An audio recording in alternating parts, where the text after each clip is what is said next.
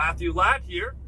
This week on Groupe Kenworth Montréal T.N.T, Trucks and Tips, I'm going to show you a great feature on automated transmissions. Whether you have a PACCAR TX-12, an Endurant 12-speed, a TX-18 Pro, or an Endurant XD 18-speed automated manual transmission, this feature is for you. We're going to show you how to use the multiple reverse gears on these trucks. Let's go take a look.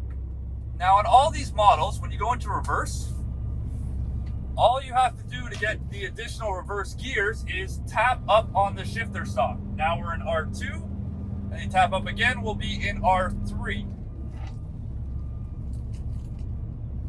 Now depending on your transmission, if you have the 12 speed, you have 2 additional reverse gears. And if you go with the 18 speed Pro or XD model, you'll have 6 reverse gears.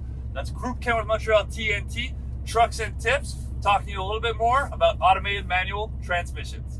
Thank you.